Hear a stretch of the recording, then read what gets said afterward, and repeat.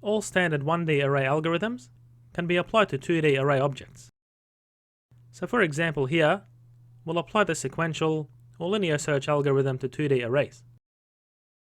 So consider our matrix array of numbers here, and using this nested loop, we print out the numbers in matrix form.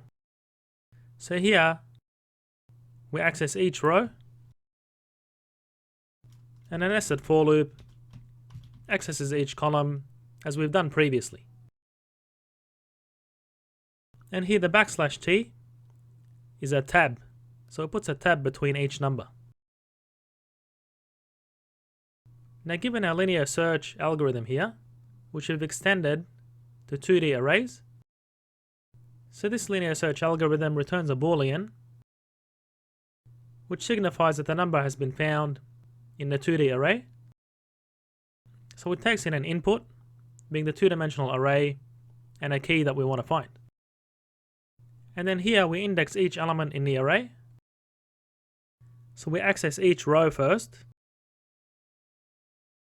and then we index the elements in each column.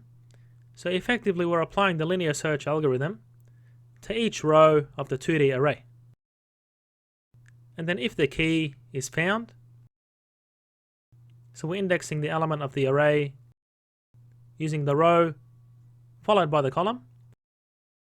So if this is true, found is true, and we exit out of the loop. And then finally, we return the found flag, which will be true if the element was found.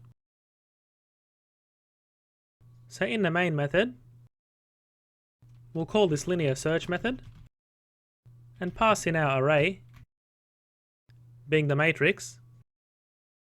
And suppose I want to find 14 in the matrix. And because this linear search method returns a boolean, we can print out the result directly.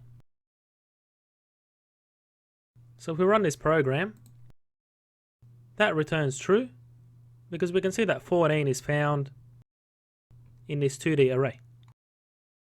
And suppose we want to look for the number 21. As expected, we get false because there's no 21 in this two-dimensional array.